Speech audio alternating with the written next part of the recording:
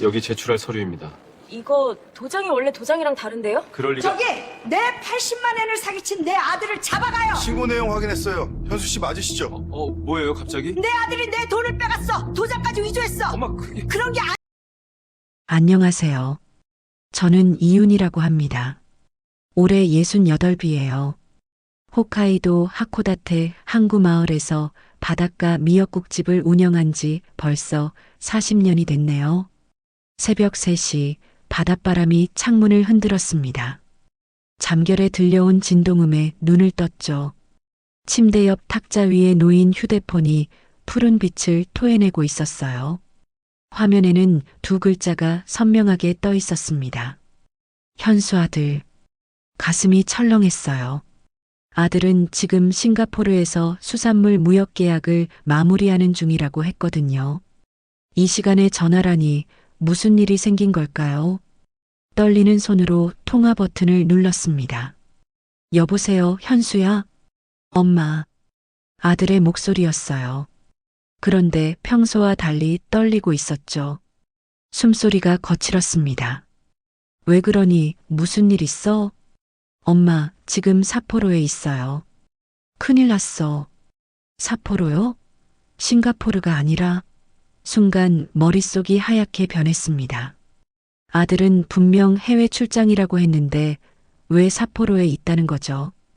계약건이 갑자기 틀어졌어요. 보증금을 당장 입금해야 하는데 돈이 막혀서 못 움직이고 있어요. 엄마, 800만 엔만 보내줄 수 있어요? 800만 엔이요. 한국 돈으로 7천만 원이 넘는 큰 돈이었습니다. 40년 동안 미역국 한 그릇 한 그릇 팔아서 모은 돈이에요. 그 돈을 지금 당장 보내달라니요. 현수야, 그게 무슨 말이니? 너 싱가포르 간 거 아니었어? 엄마, 지금 설명할 시간 없어요. 상대방이 기다리고 있다고요. 이거 놓치면 다 날아가요. 제발 부탁이에요. 아들의 목소리는 절박했습니다. 그런데 이상했어요. 뭔가 자연스럽지가 않았죠. 평소 현수는 엄마한테 이렇게 다급하게 말하지 않거든요. 침착하고 차분한 성격인데 지금은 마치 누군가에게 쫓기는 사람처럼 들렸어요. 현수야, 너 지금 혼자 있니? 엄마, 그런 거 신경 쓸 때가 아니에요. 제발이요. 통화 너머로 무언가 웅성거리는 소리가 들렸습니다. 일본어였어요. 그런데 그게 단순한 대화 소리가 아니었죠. 누군가 욕설을 내뱉는 듯한 거친 음성이었어요. 그리고 그 뒤로 기계음 같은 게 희미하게 섞여 들렸습니다. 띵띵띵 따르릉. 슬롯머신 소리였어요. 심장이 쿵 내려앉았습니다. 저는 40년 동안 일본에서 살았어요. 하코다테 항구 근처엔 파친코 가게도 많고 도박장 소리도 익숙하죠. 그 소리를 모를 리 없었습니다. 현수야, 너 지금 어디 있는 거야? 엄마, 지금 그게 중요해요? 빨리 돈 좀 보내줘요. 목소리가 날카로워졌어요. 그건 제 아들의 말투가 아니었습니다. 현수는 절대 엄마한테 이런 식으로 말하지 않거든요. 현수야, 진정하고 천천히 얘기해봐. 엄마가 도와줄게. 진정하라고요? 지금 내가 진정할 상황이에요? 엄마는 맨날 그래. 나 걱정한다면서 정작 중요할 땐 믿어주질 않잖아요. 가슴이 찢어지는 것 같았습니다. 아들이 이렇게까지 말한 적은 없었어요. 그런데 지금 통화 속 목소리는 분명 제 아들이지만 뭔가 다른 사람처럼 느껴졌죠. 알았어, 알았어. 엄마가 알아볼게. 그런데 현수야, 지금 정확히 어디 있는지만 말해줄래? 잠시 침묵이 흘렀습니다. 그리고 갑자기 통화가 끊겼어요. 뚜뚜뚜. 손에서 휴대폰이 미끄러져 떨어질 뻔했습니다. 다시 전화를 걸었지만 통화 중이었어요. 몇 번을 시도해도 마찬가지였죠. 침대에서 일어나 거실로 나왔습니다. 바닷바람이 창틈으로 스며들어 목덜미를 스쳤어요. 11월 홋카이도의 새벽은 뼛속까지 시렸죠. 그런데 그보다 더 차가운 건 제 심장이었습니다. 부엌으로 가서 따뜻한 물을 한 잔 마셨어요. 손이 떨렸습니다. 진정해야 했어요. 냉정하게 생각해야 했죠. 현수는 3년 전 일본을 떠났습니다. 홋카이도 수산물 무역을 한다며 해외로 나갔어요. 처음엔 싱가포르, 그 다음엔 베트남, 태국까지 다니면서 사업을 확장한다고 했죠. 가끔 전화로 안부를 전했고 사진도 보내왔어요. 항구에서 찍은 사진, 회의실에서 찍은 사진들이었죠. 그런데 지금 삿포로에 있다니요. 게다가 그 배경음은 분명 도박장이었어요. 머릿속이 복잡했습니다. 아들을 믿고 싶었어요. 하지만 방금 통화는 뭔가 석연치 않았죠. 목소리는 분명 현수였지만 그 말투와 태도는 낯설었어요. 창밖을 내다봤습니다. 항구의 정박한 배들이 파도에 흔들리고 있었어요. 멀리서 갈매기 울음소리가 들렸죠. 40년 동안 매일 아침 이 풍경을 봤습니다.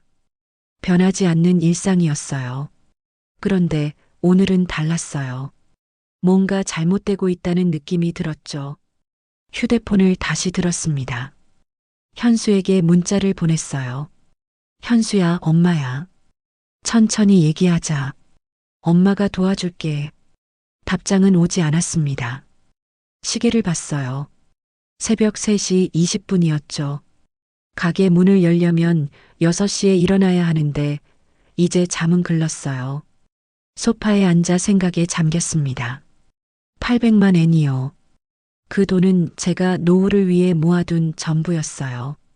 식당 운영하면서 조금씩 저축한 돈이죠.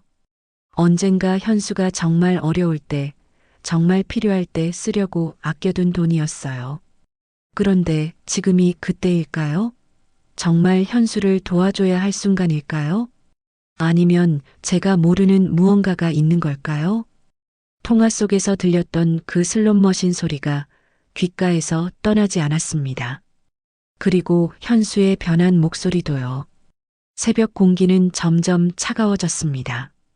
바닷가 미역국집 주인 이윤희의 긴 밤이 시작되고 있었어요. 새벽 6시, 저는 가게 문을 열지 않았습니다. 40년 동안 단 한 번도 쉬지 않았던 바닷가 미역국집이었지만 오늘만은 예외였어요. 대신 하코다테 중앙경찰서로 향했습니다. 차가운 새벽 공기를 가르며 걷는 동안 머릿속은 온통 어젯밤 통화로 가득했죠. 아들의 떨리는 목소리, 배경에서 들렸던 슬롯머신 소리, 그리고 갑자기 끊긴 전화가요. 경찰서 민원실 문을 밀고 들어갔습니다. 당직 경찰관이 고개를 들었어요. 무슨 일로 오셨습니까? 제 아들 전화 발신 위치를 확인하고 싶은데요. 경찰관은 잠시 저를 바라보더니 천천히 고개를 끄덕였습니다. 혹시 실종 신고나 긴급 상황인가요? 아니, 그건 아닌데요. 아들이 어제 새벽에 급하게 전화를 했거든요. 그런데 위치가 이상해서요. 가족 간 통화 위치 확인은 본인 동의 없이는 어렵습니다만 일단 상황을 들어보죠. 저는 어젯밤 일을 차분하게 설명했어요. 싱가포르에 있다던 아들이 갑자기 삿포로에 있다고 했다는 것, 800만 엔을 요구했다는 것, 그리고 통화 중 이상한 배경음이 들렸다는 것까지요. 경찰관의 표정이 조금씩 굳어졌습니다. 잠시만 기다려주세요. 그는 안쪽 사무실로 들어갔어요. 10분쯤 지났을까요? 다시 나온 경찰관은 서류 한 장을 들고 있었습니다. 이윤희 씨, 아드님 성함이 이현수 씨 맞으시죠? 네, 맞아요. 발신 위치 확인해 봤습니다. 어젯밤 3시 10분경 전화는 오사카 도톤보리 지역에서 발신됐습니다. 오사카요? 삿포로도 아니고 오사카라니요. 그런데 더 확인해 본 게 있는데요. 경찰관이 조심스럽게 말을 이었습니다. 출입국 기록을 조회해 봤더니 이현수 씨는 3년 전부터 일본을 출국한 기록이 없습니다. 여권 사용 기록도 없고요. 머리가 하얗게 변했어요. 3년 전부터요? 그럼 현수가 싱가포르에 간다고, 베트남에 간다고 했던 게 다 거짓말이란 건가요? 혹시 잘못 확인하신 거 아닐까요? 2번 확인했습니다. 이현수 씨는 계속 일본 국내에 체류 중이십니다. 손이 떨렸습니다. 가방 속 휴대폰을 꺼내 사진첩을 열었어요. 현수가 보내온 사진들이었죠. 싱가포르 마리나베이 샌즈 앞에서 찍은 사진, 베트남 하롱베이에서 찍은 사진들이요. 그런데 자세히 보니 뭔가 이상했습니다. 사진 속 현수는 항상 혼자였어요. 회의실 사진도, 항구 사진도 전부 배경만 있고 사람은 현수 혼자였죠. 함께 일한다던 거래처 사람들은 단 한 번도 나오지 않았어요. 이윤희 씨, 혹시 아드님이 요즘 경제적으로 어려운 상황은 아니신가요? 경찰관의 질문에 고개를 들었습니다. 잘 모르겠어요. 제가 사업 얘기를 잘 안 해서요. 오사카 도톤보리는 유흥가로 유명한 곳입니다. 특히 도박장이 많은 지역이죠. 혹시 아드님이 그쪽과 연관이 있을 가능성도 있습니다. 도박이요. 제 아들이요? 아니에요. 현수는 그런 애가 아니에요. 말은 그렇게 했지만 목소리에 확신이 없었어요. 정말 그럴까요? 3년 동안 거짓말을 해온 아들을 저는 얼마나 알고 있는 걸까요? 경찰서를 나왔습니다. 하늘은 여전히 흐렸고 바닷바람은 차가웠어요. 발걸음이 무거웠죠. 집으로 돌아가는 길, 며느리 사유리가 떠올랐습니다. 현수와 결혼한 지 10년이 된 며느리였어요. 조용하고 착한 일본인 며느리죠. 항상 남편 뒷바라지를 하느라 자기 시간도 없이 살아왔어요. 사유리에게 말해야 할까요? 아니면 제가 먼저 확인하고 말해야 할까요? 고민하다가 결심했습니다. 일단 제가 직접 확인하기로요. 며느리에게 쓸데없이 걱정을 끼치고 싶지 않았어요. 혹시 제가 잘못 생각한 거일 수도 있잖아요. 집에 도착해서 가방을 챙겼습니다. 오사카까지는 비행기로 2시간 반 정도 걸려요. 당일치기로 다녀올 수 있었죠. 옷장에서 두툼한 외투를 꺼냈어요. 지갑을 확인했습니다. 현금은 3만 엔 정도 있었죠. 충분했어요. 거울 앞에 섰습니다. 68살 여자의 얼굴이 비쳤어요. 주름이 깊게 패인 얼굴이었죠. 40년 동안 새벽마다 일어나 미역을 삶고 국을 끓이고 손님을 맞이했던 세월이 고스란히 새겨진 얼굴이었어요. 그 얼굴로 지금 아들을 찾으러 간다니요. 한숨이 나왔습니다. 하지만 주저앉을 수는 없었어요. 어머니니까요. 오후 1시 비행기를 예약했습니다. 공항으로 가는 버스를 탔어요. 창밖으로 하코다테 항구가 보였죠. 익숙한 풍경이었어요. 저기서 40년을 살았으니까요. 그런데 오늘은 모든 게 낯설게 느껴졌습니다. 항구도 바다도 하늘도요. 비행기 안에서 눈을 감았습니다. 어젯밤부터 한숨도 못 잤지만 잠은 오지 않았어요. 머릿속엔 온통 현수 생각뿐이었죠. 현수는 어렸을 때부터 착한 아이였어요. 학교 다닐 때도 말썽 한번 피우지 않았죠. 대학 졸업하고 수산물 회사에 취직했을 때 얼마나 기뻤는지 몰라요. 제 아들이 이렇게 잘 자라줬다는 게 자랑스러웠어요. 그런데 언제부터였을까요? 현수가 저한테 거짓말을 하기 시작한 게요. 오사카 간사이 공항에 도착했습니다. 오후 4시였어요. 도톤보리까지는 전철로 30분 정도 걸린다고 했죠. 전철 안은 사람들로 북적였어요.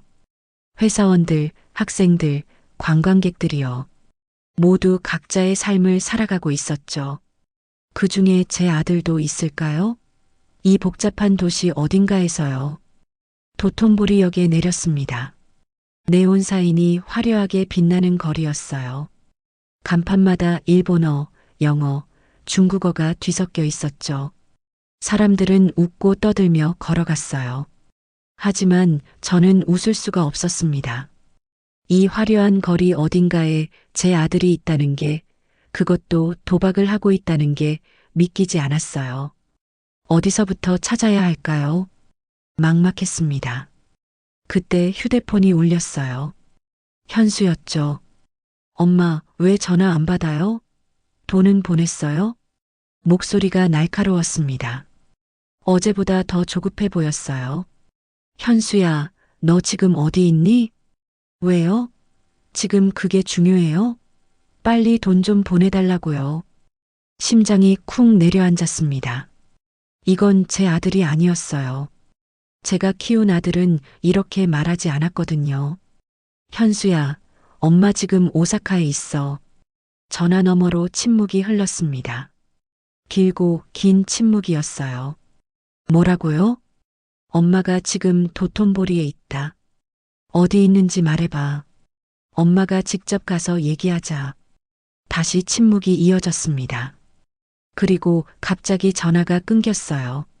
손에 쥔 휴대폰이 차갑게 식어갔습니다. 주변의 웃음소리가 귀에 들어오지 않았어요. 저는 그 자리에 멈춰 섰습니다. 화려한 네온사인 아래 68살 어머니는 혼자 서 있었어요. 이건 단순한 일이 아니었습니다. 뭔가 크게 잘못되고 있었어요. 그리고 저는 알고 있었습니다. 이제 돌아갈 수 없다는 걸요. 전화가 끊긴 후 저는 도톤보리 거리를 걸었습니다. 어디로 가야 할지 막막했어요. 이 넓은 도시에서 아들을 찾는다는 게 얼마나 어리석은 일인지 알고 있었죠. 하지만 멈출 수는 없었습니다. 발걸음은 저절로 움직였어요. 골목을 지나고 또 골목을 지났습니다. 화려한 중심가를 벗어나자 풍경이 달라졌어요. 낡은 건물들, 좁은 계단, 허름한 간판들이 눈에 들어왔죠. 이곳이 진짜 도톤보리의 뒷모습이었습니다. 고시원 간판이 보였어요. 1박 2천엔이라고 적혀 있었죠. 저렴한 숙소였습니다. 그 앞을 지나가는데 익숙한 목소리가 들렸어요. 아, 그러니까 이치로 씨 걱정 마세요. 우리 엄마가 곧 보낼 겁니다. 심장이 멎는 줄 알았습니다. 그 목소리는 현수였어요. 재빨리 골목 모퉁이로 몸을 숨겼습니다.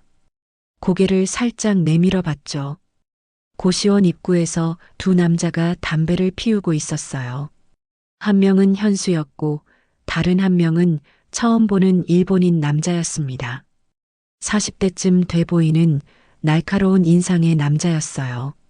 검은색 가죽 재킷을 입고 있었죠. 이현수 씨, 당신 지난번에도 같은 말 했잖아요. 그런데 돈은 안 들어왔고 일본어였습니다. 저는 40년 동안 일본에서 살았으니까 알아들을 수 있었어요. 이번엔 진짜예요. 제가 어제 엄마한테 전화했거든요. 엄마가 적금 깨놓은 거 알아요. 800만 엔 있어요. 적금이요? 제가 노후를 위해 모아둔 돈을 어떻게 알고 있는 거죠? 적금이 얼마나 있는지 어떻게 알아요? 작년에 엄마 통장 잠깐 봤거든요. 제가 다 알아요. 가슴이 철렁 내려앉았습니다. 작년에요? 작년에 현수가 하코다테에 잠깐 들렀을 때가 있었어요. 베트남 출장 가는 길에 들렀다면서요. 그때 제 통장을 봤다는 건가요? 그래서 언제 들어와요? 이치로라는 남자가 다그치듯 물었습니다. 이틀 안에요. 엄마가 바로 보낼 거예요. 이현수 씨, 농담으로 들리는데요. 당신 빚이 지금 얼마인 줄 알아요? 2,500만 엔이에요. 800만 엔으로 뭘 갚아요? 2,500만 엔이요? 한국 돈으로 2억이 넘는 돈이었습니다. 알아요, 알아요. 일단 800만 엔 먼저 갚고 나머지는 제가 벌어서 갚을게요. 벌어서요? 뭘로요? 당신 지금 일도 안 하잖아요. 곧 일 구할 겁니다. 믿어주세요, 이치로 씨. 현수의 목소리가 떨렸습니다. 애원하는 목소리였어요. 이치로는 담배 연기를 길게 내뿜었습니다. 좋아요. 이틀 줄게요. 그때까지 800만 엔 안 들어오면 당신 일본에서 못 살 줄 알아요. 알겠습니다. 알겠습니다. 현수는 고개를 숙였어요. 비굴한 모습이었죠. 이치로는 현수의 어깨를 툭 쳤습니다. 그나저나 이현수 씨, 어제 판 재미있었죠? 거의 100만 엔까지 땄잖아요. 네, 진짜 아슬아슬했어요. 그래서 다 날렸지만요. 그게 도박 아니겠어요. 두 사람이 웃었습니다. 담담하게 마치 아무렇지도 않은 듯이요. 저는 그 모습을 보며 숨이 막혔어요. 제 아들이 저렇게 웃고 있었습니다. 도박 빚이 2,500만 엔인데 저렇게 태연하게 웃고 있었어요. 손이 저절로 가방 속으로 들어갔습니다. 휴대폰을 꺼냈어요.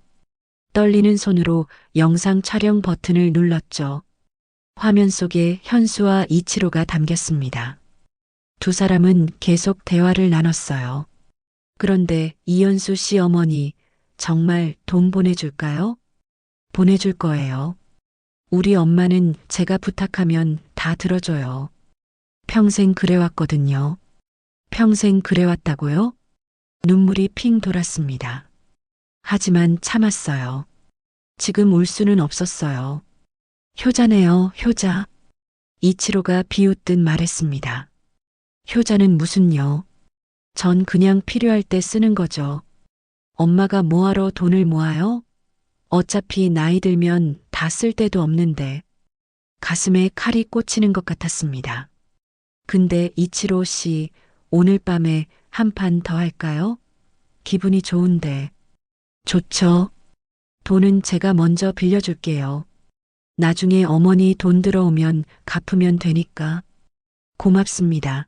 이치로 씨. 역시 형님이에요. 두 사람은 다시 웃었어요. 그리고 골목 안쪽으로 걸어갔습니다. 저는 그들의 뒷모습을 촬영했습니다. 영상이 흔들렸어요. 손이 너무 떨렸거든요. 두 사람이 사라지자 그제야 다리에 힘이 풀렸습니다. 벽에 기대 주저앉았어요. 하늘을 올려다봤습니다. 오사카의 저녁 하늘은 흐렸어요. 구름 사이로 희미한 빛만 새어나왔죠. 제가 40년 동안 키운 아들이었습니다. 새벽마다 일어나 미역국을 끓이고 손님들 앞에서 허리 숙이고 손이 부르트도록 설거지를 하면서 키운 아들이요. 그 아들이 방금 뭐라고 했죠? 엄마가 뭐하러 돈을 모아요? 어차피 나이 들면 다 쓸 데도 없는데. 눈물이 흘러내렸습니다. 참으려 했지만 멈출 수가 없었어요. 40년이요. 40년 동안 모은 돈이었어요. 아들이 어려울 때 도와주려고, 아들이 정말 필요할 때 쓰려고 한 푼, 두 푼 모은 돈이었죠. 그런데 아들은 그 돈을 도박빚 갚는데 쓰려 하고 있었습니다. 게다가 갚고 나면 또 도박을 하겠다고 했어요. 일어서려고 했지만 다리에 힘이 없었습니다. 주저앉은 채로 한참을 있었어요. 골목 안쪽에서 웃음소리가 들렸습니다. 현수와 이치로가 어디선가 술을 마시며 떠드는 소리였어요. 저는 휴대폰을 다시 꺼냈습니다. 방금 찍은 영상을 재생했어요. 화면 속에서 현수가 웃고 있었습니다. 태연하게 아무렇지도 않게요. 우리 엄마는 제가 부탁하면 다 들어줘요. 평생 그래왔거든요. 영상을 멈췄습니다. 더 이상 볼 수가 없었어요. 가방을 챙겨 일어섰습니다. 비틀거렸지만 걸었어요. 도톤보리 거리로 다시 나왔죠. 사람들은 여전히 웃고 떠들며 걸어다녔습니다. 네온사인은 화려하게 빛났어요. 하지만 제 눈에는 아무것도 보이지 않았어요. 전철역으로 향했습니다. 공항으로 가는 전철이었죠. 전철 안에서 창밖을 바라봤어요. 오사카의 야경이 스쳐 지나갔습니다. 불빛들이 흐릿하게 보였어요. 눈물 때문이었죠. 이치로라는 남자는 도박 브로커였습니다. 현수를 도박에 빠뜨리고 돈을 빌려주고 빚을 불려온 사람이었어요. 그리고 현수는 그걸 알면서도 계속 그 사람을 따라다녔죠. 왜 그랬을까요? 왜 제 아들은 저렇게 변한 걸까요?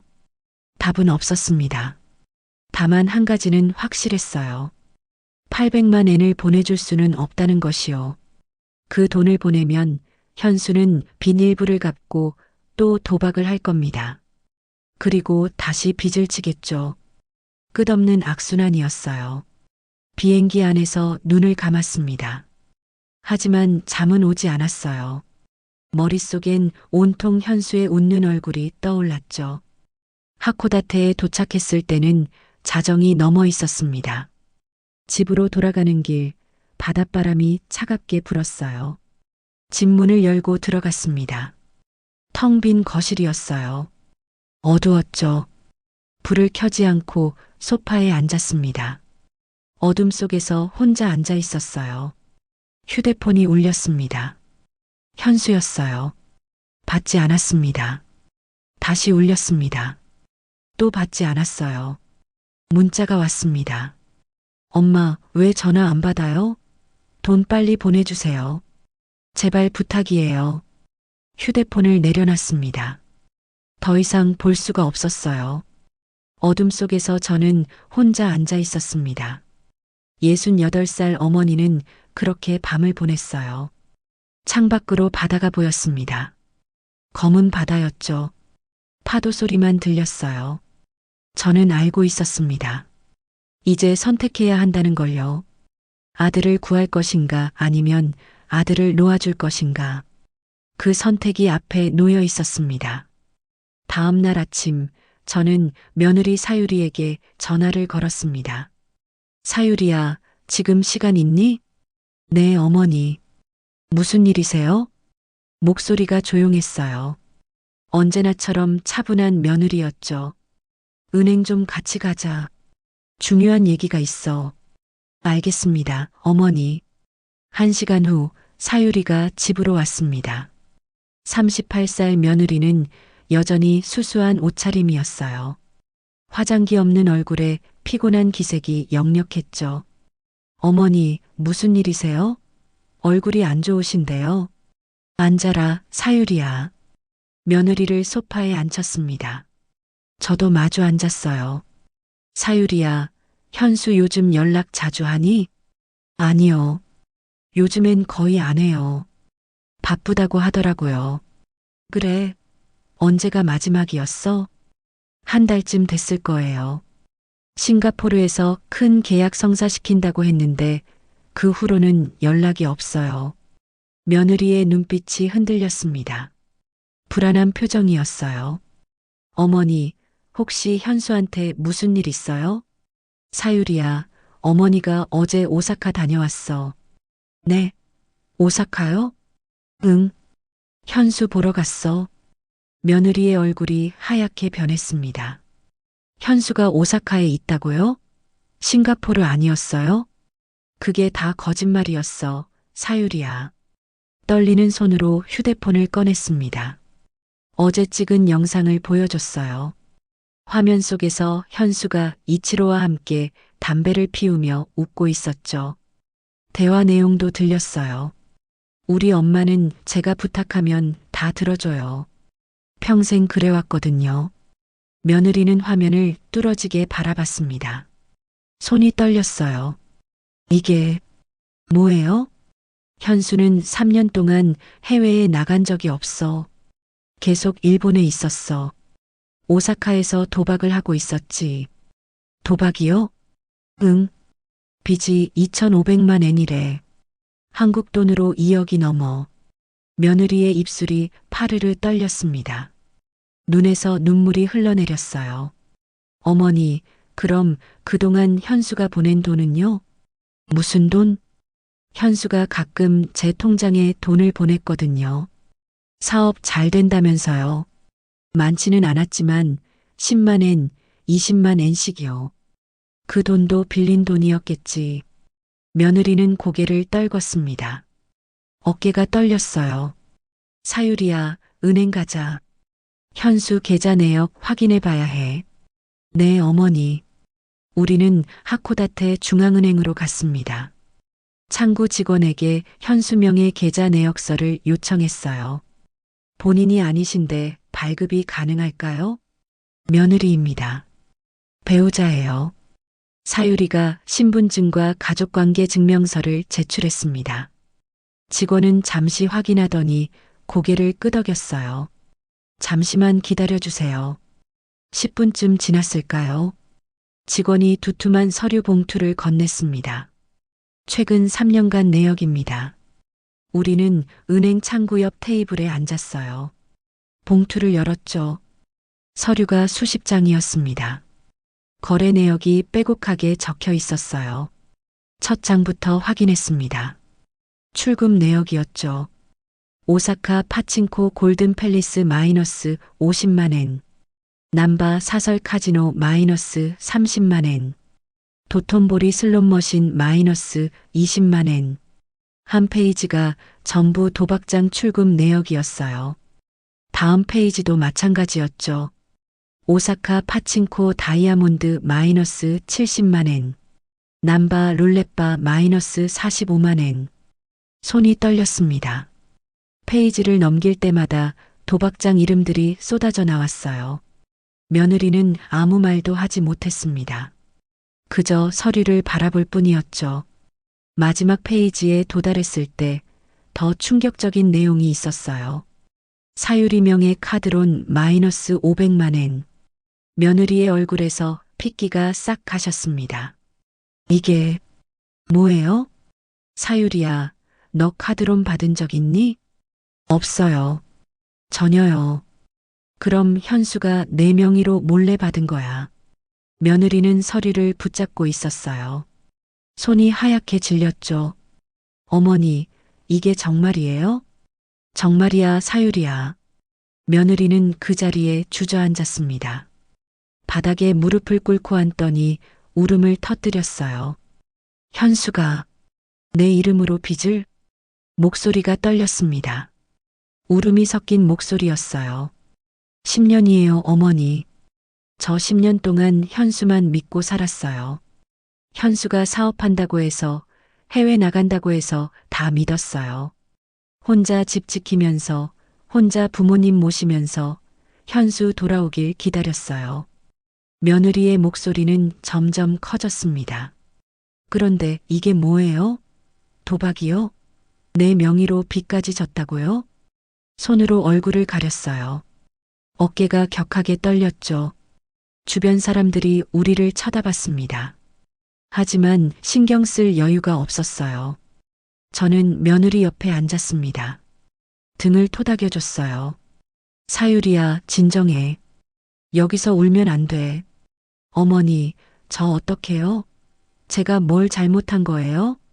잘못한 거 없어, 사유리야. 내가 잘못한 게 아니야. 며느리는 한참을 울었습니다. 멈추지 않았어요.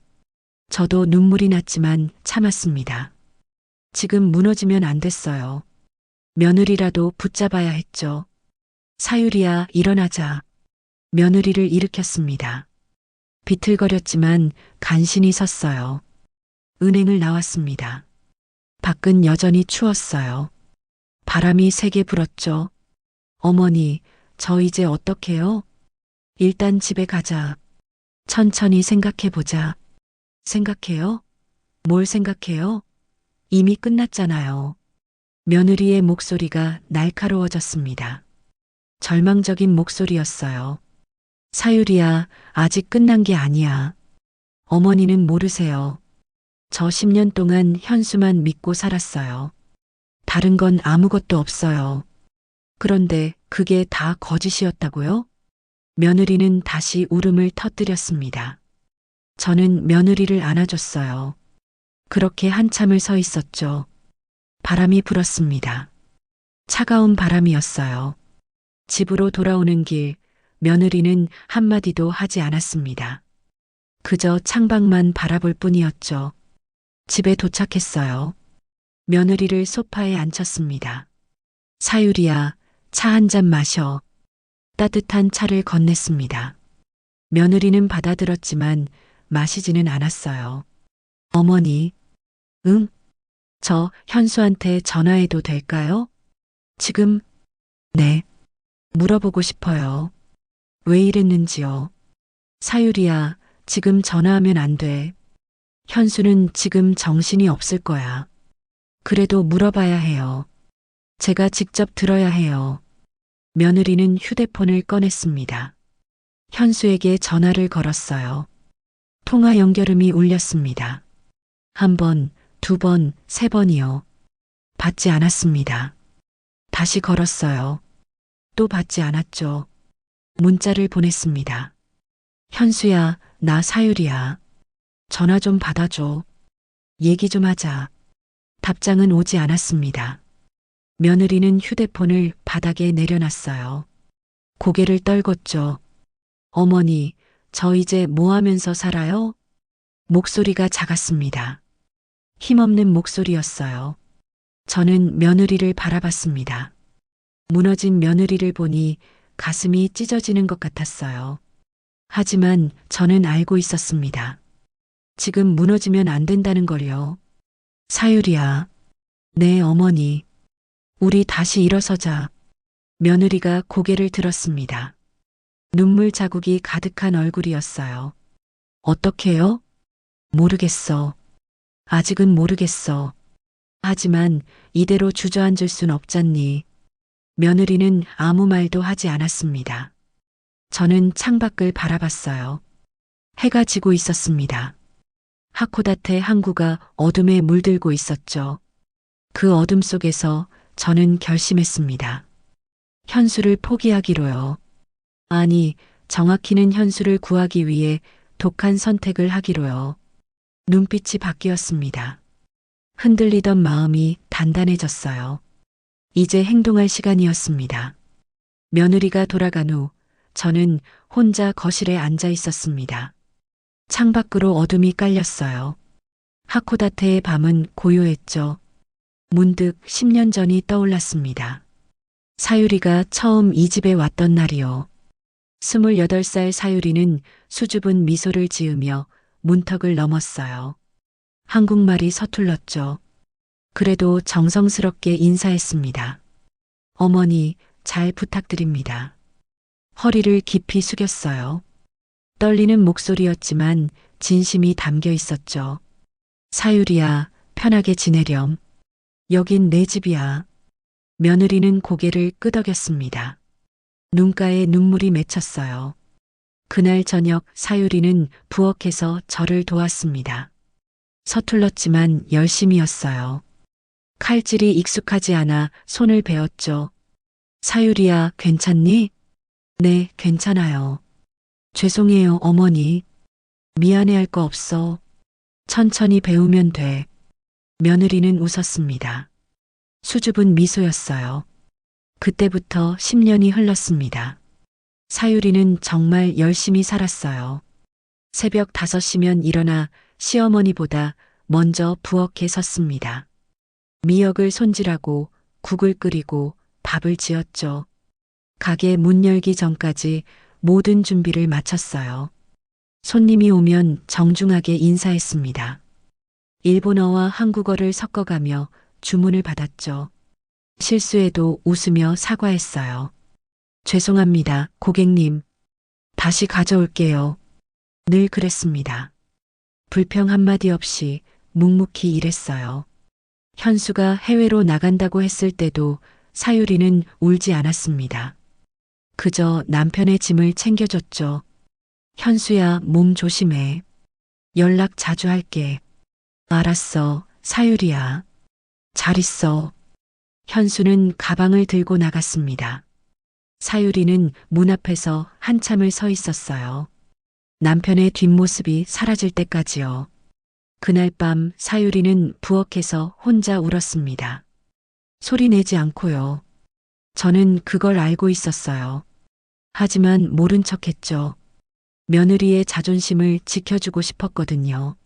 3년 동안 사유리는 혼자 버텼습니다. 시어머니를 모시고 가게 일을 돕고 남편을 기다렸어요. 가끔 현수에게서 전화가 오면 얼굴이 환해졌죠. 어머니, 현수한테 전화 왔어요. 사업 잘 되고 있대요. 기뻐하는 모습이었어요.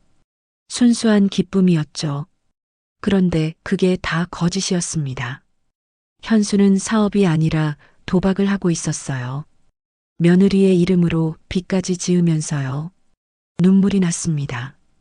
10년 동안 묵묵히 살아온 며느리를 생각하니 가슴이 아팠어요. 소파에서 일어나 사진첩을 꺼냈습니다. 먼지가 쌓여 있었죠. 첫 페이지를 펼쳤어요. 현수와 사유리의 결혼 사진이었습니다. 두 사람은 웃고 있었어요. 행복한 미소였죠. 다음 페이지는 가족 사진이었습니다. 명절에 찍은 사진이요. 사유리는 한복을 입고 있었어요. 어색했지만 예뻤죠. 페이지를 넘기며 시간이 흘렀습니다. 사유리의 얼굴은 점점 피곤해 보였어요. 웃음은 여전했지만 눈가의 주름이 깊어졌죠. 마지막 페이지에는 작년 사진이 있었습니다. 가게 앞에서 찍은 사진이요. 사유리와 저 둘이서요. 현수는 없었어요. 해외에 있다고 했으니까요. 사진 속 사유리는 웃고 있었습니다. 하지만 눈은 웃지 않았어요. 그제야 알았습니다. 며느리도 외로웠다는 걸요. 10년 동안 혼자 버티며 얼마나 힘들었을지요. 사진첩을 덮었습니다. 결심이 섰어요. 핏줄이라고 지켜만 볼 수는 없었습니다. 현수는 제 아들이지만 지금 그는 가족을 배신하고 있었어요. 도박에 빠져 어머니와 아내를 이용하고 있었죠. 반면 사유리는 달랐습니다. 피 한 방울 섞이지 않았지만 10년 동안 진짜 가족처럼 살아왔어요. 묵묵히 성실하게요. 며느리를 먼저 살려야 했습니다. 그게 맞는 일이었어요. 휴대폰을 들었습니다. 사유리에게 문자를 보냈어요. 사유리야, 내일 아침 일찍 집으로 와. 어머니가 계획이 있어. 곧 답장이 왔습니다. 네, 어머니. 알겠습니다. 문자를 확인하고 휴대폰을 내려놨어요. 창밖을 바라봤습니다. 어둠이 깊었지만 저 멀리 항구의 불빛이 보였어요. 흔들리지 않는 불빛이었죠. 저도 그래야 했습니다. 흔들리지 말아야 했어요. 68살 어머니는 그렇게 밤을 보냈습니다. 눈물은 이미 다 말랐어요. 이제 남은 건 결심뿐이었죠. 내일부터 시작할 겁니다. 며느리와 함께요. 우리의 동맹이 시작되는 거예요. 다음 날 아침 사유리가 집으로 왔습니다. 7시였어요. 어머니, 무슨 계획이세요? 며느리의 눈은 부서 있었습니다. 밤새 울었나 봐요. 앉아라, 사유리야. 식탁에 마주 앉았습니다. 저는 종이와 펜을 꺼냈어요. 사유리야, 우리 현수를 함정에 빠뜨릴 거야. 함정이요? 응. 가짜 미끼로요. 며느리는 눈을 크게 떴습니다. 어떻게요? 항구 근처에 작은 땅이 하나 있잖니. 내 명의로 된 땅이. 아, 그 땅이요? 40평쯤 되는 거요? 맞아. 그 땅이 재개발 지역에 포함됐다고 거짓말할 거야. 보상금으로 2억 원 받는다고. 며느리의 입이 벌어졌습니다. 어머니, 그게 가능해요? 가능하지. 어차피 현수는 3년 동안 집에 안 왔어. 동네 사정도 모를 거야. 그런데 그걸 현수가 믿을까요? 믿게 만들 거야. 실수한 척 정보를 흘리는 거지. 며느리는 고개를 갸우뚱했어요. 어떻게요? 현수한테 전화할 거야. 그런데 통화 중에 일부러 실수하는 척 할 거지. 동네 아주머니한테 땅 보상금 얘기하는 걸 현수가 듣게 하는 거야. 며느리의 눈이 반짝였습니다. 아, 그럼 현수가 보상금이 있다는 걸 알게 되는 거네요? 그렇지. 그럼 현수는 분명 달려올 거야. 그 돈을 가져가려고. 그 다음엔요? 우리가 가난한 척 연기할 거야. 보상금이 절실한 것처럼. 그럼 현수는 안심하고 착한 척 하겠지. 그 돈을 노리면서 며느리는 잠시 생각했습니다. 그리고 천천히 고개를 끄덕였어요. 어머니 해봐요. 우리 해봐요. 정말 괜찮겠니? 네. 이대로는 안 돼요. 현수한테 정신 차리게 해줘야 해요. 며느리의 눈빛이 단단해졌습니다. 어제의 무너진 모습은 없었어요. 좋아. 그럼 시작하자.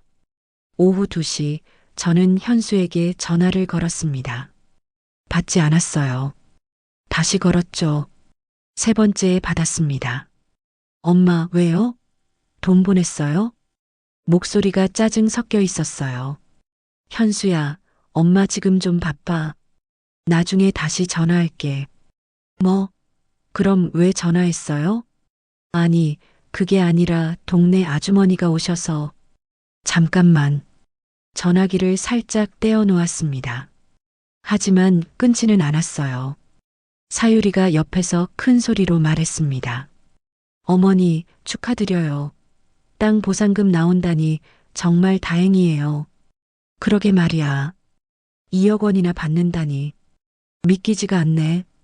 어머니, 그 돈으로 뭐 하실 거예요? 글쎄, 가게 리모델링도 하고 노후 준비도 해야지. 정말 좋겠어요. 그동안 고생하신 보람이 있네요. 대화를 마치고 전화기를 다시 귀에 댔습니다. 현수야, 미안해. 엄마 지금 손님 왔어. 나중에 얘기하자.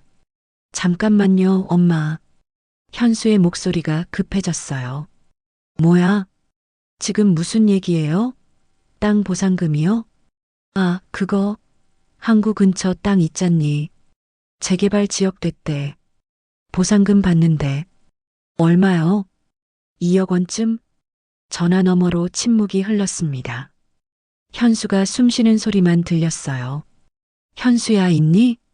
네, 있어요. 엄마, 그거 언제 받아요? 1달 후래. 서류 정리하면. 아, 그래요? 엄마, 그럼 저 곧 들어갈게요. 뭐? 너 싱가포르에 있잖아. 아니, 일이 다 끝났어요. 이제 돌아가려던 참이었어요. 목소리가 밝아졌습니다. 갑자기 밝아졌어요. 그래. 그럼 들어와. 엄마가 밥 해줄게. 네, 곧 갈게요. 엄마, 사랑해요. 전화를 끊었습니다. 사유리가 저를 바라봤어요. 어머니, 됐나요? 됐어. 현수가 물렸어. 며느리는 긴 한숨을 쉬었습니다. 이제 시작이네요. 응, 이제 시작이야. 이틀 후, 현수가 집에 왔습니다. 오후 4시였어요. 초인종이 울렸습니다. 문을 열자 현수가 서 있었어요. 가방을 들고 있었죠. 엄마. 활짝 웃으며 안으로 들어왔습니다. 3년 만이었어요. 현수야, 어서 와. 엄마, 보고 싶었어요. 현수가 저를 안았습니다. 오랜만에 포옹이었어요. 하지만 저는 마음이 편하지 않았죠. 사유리도 있네. 네, 오빠. 오랜만이에요. 며느리는 담담하게 인사했습니다. 표정이 없었어요. 사유리야, 오랜만이야. 잘 지냈지? 네, 잘 지냈어요. 거실로 들어갔습니다. 현수는 주위를 둘러봤어요. 집이 똑같네요. 그럼 뭐가 바뀌겠니? 식탁을 봤습니다. 미리 준비해둔 반찬들이 놓여 있었어요. 고구마 반찬, 김치, 된장찌개였죠. 밥은 냉밥이었어요. 엄마, 반찬이 왜 이래요? 요즘 장사가 안 돼서 그래. 아껴 먹어야지. 거짓말이었습니다. 일부러 준비한 거였어요. 그래도 이건 좀. 뭐, 먹고 살만은 해. 걱정 마. 현수는 식탁을 계속 바라봤습니다. 표정이 복잡했어요. 엄마, 힘들었겠어요. 아니야, 괜찮아. 사유리가 도와줘서 괜찮았어. 며느리는 묵묵히 앉아 있었습니다. 현수를 쳐다보지도 않았어요. 저녁을 먹었습니다. 현수는 밥을 먹으면서 계속 저를 바라봤어요. 엄마, 그 땅 보상금 얘긴 진짜예요? 응, 진짜야. 한 달 후면 돈 들어온대. 2억 원이요? 그렇다더라. 현수의 눈이 반짝였습니다. 탐욕스러운 눈빛이었어요. 엄마, 그 돈으로 뭐 할 거예요? 글쎄, 가게 좀 고치고 노후 준비하려고. 노후 준비요? 응. 엄마도 이제 늙었잖니. 나중을 생각해야지. 현수는 잠시 생각했습니다. 그리고 천천히 말했어요. 엄마, 그 돈 제가 관리해 드릴게요. 심장이 쿵 했습니다. 예상했던 말이었어요. 내가? 네. 제가 투자 쪽 좀 알거든요. 엄마가 그냥 두면 은행 이자밖에 못 받잖아요. 제가 굴려드릴게요. 그래도 되겠니? 당연하죠. 제가 엄마 아들이잖아요. 믿어주세요. 현수는 웃었습니다. 환한 미소였어요. 하지만 그 미소는 가짜였죠. 저는 며느리를 쳐다봤습니다. 며느리도 저를 봤어요. 우리는 속으로 비웃고 있었습니다. 현수는 아직 몰랐어요. 자기가 지금 함정에 빠졌다는 걸요. 알았어, 현수야. 엄마가 생각해 볼게. 네, 엄마. 천천히 생각하세요. 현수는 만족스러운 표정이었습니다. 밤이 깊어갔어요. 현수는 예전 방에서 잤습니다. 저와 며느리는 부엌에서 마주 앉았어요. 어머니, 현수 표정 봤어요? 봤지. 눈에 욕심이 가득했어. 정말 저 사람이 제 남편 맞나 싶어요. 며느리의 목소리가 떨렸습니다. 사유리야, 힘들지? 괜찮아요. 이제 끝까지 갈 거예요. 며느리의 눈빛은 단단했습니다. 우리는 서로를 바라봤어요. 말없이요. 그 순간 우리는 진짜 가족이 됐습니다. 피가 아니라 신뢰로요. 사흘째 되는 날 아침이었습니다. 현수는 평소보다 일찍 일어났어요. 엄마, 저 은행 좀 다녀올게요. 은행? 무슨 일로? 제 통장 정리 좀 하려고요. 오래 안 쓴 통장이 있어서요. 거짓말이었습니다. 하지만 저는 모른 척 했어요. 그래, 다녀와. 네, 금방 올게요. 현수가 나갔습니다. 문이 닫히자 사유리가 부엌에서 나왔어요. 어머니, 갔어요? 응, 갔어. 진짜 가져갔을까요? 가져갔을 거야. 어젯밤에 제 방에서 뭔가 뒤지는 소리 들렸어. 며느리는 긴장한 표정이었습니다. 어머니, 진짜 이렇게 하는 게 맞나요? 맞아. 이게 현수를 위한 일이야. 하지만, 사유리야, 지금 물러서면 안 돼. 현수는 평생 도박에서 못 벗어날 거야. 며느리는 고개를 끄덕였습니다. 떨리는 손으로 차를 마셨어요. 30분쯤 지났을까요? 제 휴대폰이 울렸습니다. 은행에서 온 전화였어요. 이윤희 고객님이시죠? 네, 맞습니다. 지점장입니다. 지금 고객님 아드님이라는 분이 오셨는데요. 아들이요? 네. 고객님 통장과 도장을 가지고 오셔서 2억 원 인출을 요청하셨는데요. 그래요? 그런데 도장이 좀 이상합니다. 등록된 도장과 다른 것 같아서요. 아, 맞아요. 제가 도장을 바꿨거든요. 그런데 은행에 등록은 안 했네요. 거짓말이었습니다. 저는 일부러 가짜 도장을 서랍에 넣어뒀어요. 진짜 도장은 따로 숨겨뒀죠. 그럼 본인 확인이 필요합니다. 지금 은행으로 오실 수 있으세요? 네, 갈게요. 10분만 기다려주세요. 전화를 끊었습니다. 사유리가 저를 바라봤어요. 어머니, 가자, 사유리야. 이제 끝낼 시간이야. 우리는 서둘러 준비했습니다. 외투를 입고 집을 나섰어요. 은행까지는 걸어서 10분 거리였습니다. 도착했을 때 현수는 창구 앞에 앉아 있었어요. 초조한 표정이었죠. 엄마, 현수가 일어섰습니다. 당황한 얼굴이었어요. 현수야, 여기서 뭐하니? 아, 그게 엄마 통장 정리 좀 도와드리려고요. 내 통장을? 네. 엄마가 바쁘실까봐 제가 대신. 지점장이 다가왔습니다. 이윤희 고객님, 이분이 아드님 맞으신가요? 네, 제 아들입니다. 아드님이 고객님 통장에서 2억 원을 인출하시겠다는데 본인 동의가 있으신가요? 2억 원이요? 놀란 척했습니다. 사실은 다 알고 있었지만요. 네. 그런데 도장이 등록된 것과 달라서 확인이 필요합니다. 제가 확인해 볼게요. 직원이 건넨 도장을 받았습니다. 가짜 도장이었어요. 제가 일부러 넣어둔 거였죠. 이거 제 도장 아닌데요. 네. 현수의 얼굴이 창백해졌습니다. 엄마, 그게 무슨 말이에요? 현수야, 너 우리 집에서 도장 가져왔지? 네, 그렇지만. 어디서 가져왔어? 서랍에 있었어요. 그 서랍에 있던 건 옛날 도장이야. 제가 몇 년 전에 도장 바꿨거든. 거짓말이었습니다. 하지만 현수는 몰랐어요. 그럼 그건 가짜 도장이지. 현수야, 너 지금 뭐 하려던 거니? 현수는 말문이 막혔습니다. 얼굴이 새빨개졌어요. 지점장이 심각한 표정으로 말했습니다. 고객님, 이건 명예도용 시도로 볼 수 있습니다. 경찰에 신고해야 할 것 같은데요. 네, 신고하세요. 엄마, 현수가 소리쳤습니다. 엄마, 제가 왜 이러는지 아시잖아요.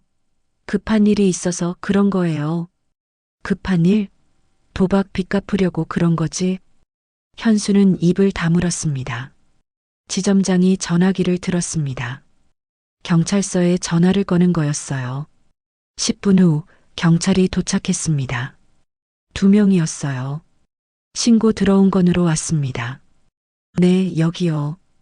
지점장이 상황을 설명했습니다. 경찰은 현수를 바라봤어요. 이현수 씨 맞으십니까? 네, 맞습니다. 어머니 통장을 무단으로 사용하려 했다는 게 맞습니까? 현수는 대답하지 않았습니다. 경찰이 저를 봤어요. 고객님, 고소하시겠습니까? 심장이 쿵 내려앉았습니다. 고소요. 제 아들을요. 하지만 저는 알고 있었습니다. 이게 맞는 일이라는 걸요. 네, 고소하겠습니다. 엄마, 현수가 소리쳤습니다. 눈에 눈물이 고였어요. 엄마, 제발요. 저 정말 급해서 그런 거예요. 현수야, 너 지금까지 얼마나 거짓말했니? 엄마, 3년 동안 해외에 있다고 거짓말했지. 사업한다고 거짓말했지. 그런데 사실은 오사카에서 도박하고 있었잖아. 현수는 고개를 떨궜습니다. 며느리 명의로 빚까지 졌더라. 500만 엔이나. 사유리가 앞으로 나섰습니다. 오빠, 저한테도 거짓말했죠? 10년 동안요. 며느리의 목소리가 떨렸습니다. 사유리야, 저 오빠만 믿고 살았어요.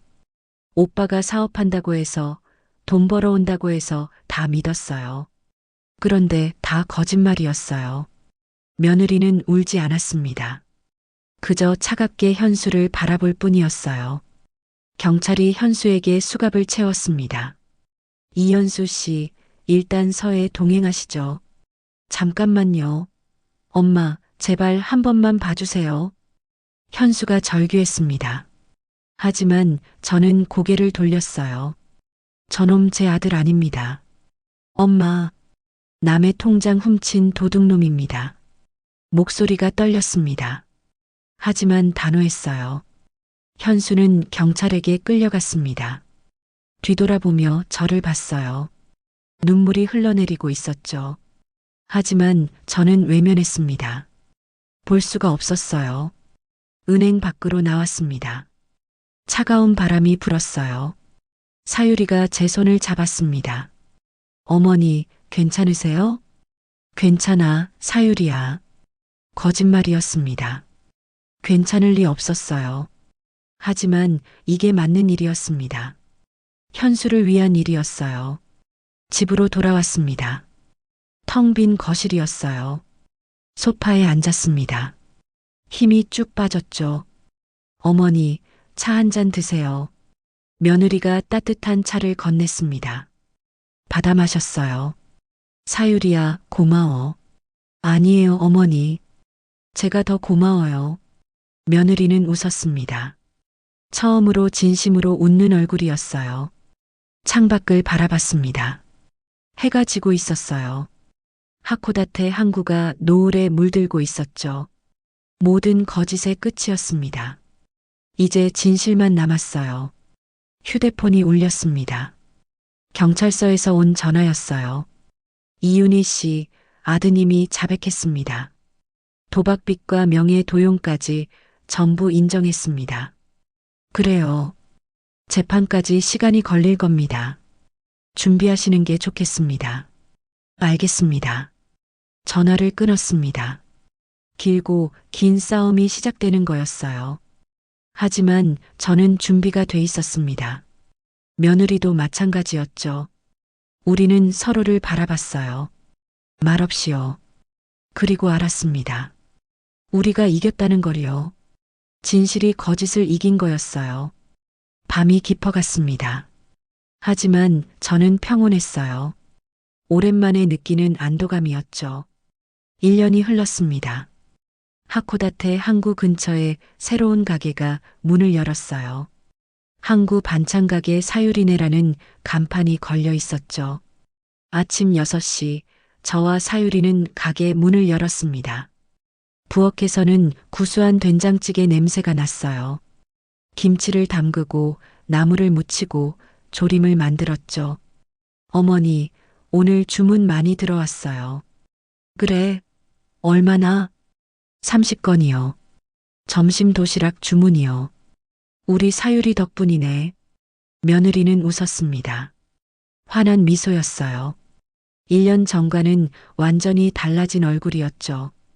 7시가 되자 손님들이 하나둘 들어오기 시작했습니다. 사유리 씨, 어제 산 김치 진짜 맛있었어요. 고맙습니다, 고객님. 오늘은 갈치조림 어때요? 좋아요. 2팩 주세요. 며느리는 능숙하게 포장했습니다. 1년 동안 많이 배웠어요. 이제는 저보다 일을 더 잘했죠. 점심시간이 지나자 가게가 조금 한산해졌습니다. 저와 사유리는 잠깐 쉬었어요. 어머니, 차 한잔 하세요. 고마워, 사유리야. 따뜻한 차를 마시며 창밖을 바라봤습니다. 항구가 보였어요. 배들이 오가고 갈매기들이 날아다니고 있었죠. 사유리야, 행복하니? 네, 어머니. 정말 행복해요. 힘들진 않고? 힘들죠. 근데 괜찮아요. 제가 제 힘으로 사는 게 좋거든요. 며느리의 눈빛은 맑았습니다. 1년 전 그 무너진 모습은 없었어요. 엄마. 며느리가 저를 불렀습니다. 처음으로 엄마라고 불렀어요. 응? 사랑해요. 눈시울이 뜨거워졌습니다. 참으려 했지만 눈물이 났어요. 나도 사랑해, 딸. 우리는 서로를 안았습니다. 말없이 오래요. 저녁 6시 가게 문을 닫았습니다. 하루 일과가 끝났어요. 어머니, 오늘 장사 잘 됐네요. 그러게. 우리 사유리가 열심히 해줘서 그래. 제가 뭐려. 어머니가 다 가르쳐 주셨잖아요. 집으로 돌아오는 길 바닷바람이 불었습니다. 차갑지만 상쾌했어요. 사유리야, 현수 소식 들었니? 며느리의 걸음이 잠시 멈췄습니다. 네, 들었어요. 3년형 받았다고요. 그래. 현수는 도박빚, 명예도용, 사기 미수로 실형을 받았습니다. 3년이었어요. 면회 갈 거예요? 아니요. 안 갈 거예요. 며느리의 목소리는 단호했습니다. 괜찮겠니? 괜찮아요. 이미 끝났어요. 며느리는 앞을 바라봤습니다. 흔들림이 없었어요. 집에 도착했습니다. 불을 켜고 식탁에 앉았어요. 어머니, 저녁 뭐 드실래요? 오늘은 내가 해줄게. 사유리야, 넌 쉬어. 아니에요. 제가 할게요. 며느리가 부엌으로 갔습니다. 곧 맛있는 냄새가 났어요. 식사를 했습니다. 두 사람이서요. 조용하지만 평온했어요. 어머니, 내년엔 가게 하나 더 낼까요? 그래도 되겠니? 네. 요즘 주문이 계속 늘어서요. 어머니 괜찮으시면 해보고 싶어요. 좋아. 우리 사유리가 하고 싶은 대로 해. 며느리는 환하게 웃었습니다. 식사를 마치고 설거지를 했어요. 며느리와 함께요. 사유리야. 네, 어머니. 고마워. 제가 더 고마워요, 어머니. 창밖을 봤습니다. 별이 떠 있었어요. 하코다테의 밤하늘은 아름다웠죠. 소파에 나란히 앉았습니다. 텔레비전을 켜지 않았어요. 그냥 앉아 있었죠. 어머니, 지난 1년 생각하면 꿈 같아요. 나도 그래. 현수 오빠가 잡혀갈 때 전 정말 무너지는 줄 알았어요. 나도 그랬어. 근데 지금은 괜찮아요. 오히려 홀가분해요. 며느리가 제 손을 잡았습니다. 따뜻한 손이었어요. 어머니, 저 어머니 만나서 정말 다행이에요. 나도 그래, 사유리야. 우리는 서로를 바라봤어요. 말없이요. 밤이 깊어갔습니다. 하지만 우리는 외롭지 않았어요. 다음 날 아침 다시 가게 문을 열었습니다. 손님들이 들어왔어요. 사유리 씨, 윤희 씨, 안녕하세요. 어서 오세요, 고객님. 우리는 함께 웃으며 손님을 맞았습니다. 이게 우리의 새로운 삶이었어요. 평범하지만 행복한 삶이었죠. 저는 깨달았습니다. 핏줄이라고 다 가족은 아니라는 걸요. 진짜 가족은 어려울 때 손 잡아주는 사람이었습니다. 함께 울어주는 사람이었어요. 서로를 지켜주는 사람이었죠. 사유리는 제 며느리였지만 이제는 제 딸이었습니다. 피 한 방울 섞이지 않았지만 누구보다 가까운 가족이었어요. 그리고 저는 알았습니다. 제가 옳은 선택을 했다는 걸요. 하코다테 항구의 아침 해가 떠올랐습니다. 새로운 하루가 시작되는 거였어요. 우리는 손을 잡고 가게로 향했습니다. 함께요. 그렇게 우리의 인생은 다시 시작됐습니다. 여러분, 기억하세요. 가족은 피가 아니라 마음으로 만들어지는 거랍니다. 지켜준 사람, 그 사람이 진짜 가족이에요. 여러분, 진짜 가족은 피로 만들어지는 게 아닙니다. 힘들 때 손 잡아주고 함께 울어주는 사람이 진짜 가족이에요. 때로는 독한 결단이 사랑하는 사람을 살리기도 합니다. 여러분 곁에는 누가 있나요? 오늘 그 사람에게 고마움을 전해보세요. 그럼 오늘 이야기는 여기까지입니다. 영상을 시청해주신 모든 분들 고맙습니다. 저는 AI 나레이션 연이었습니다. 구독과 좋아요 부탁드립니다. 감사합니다.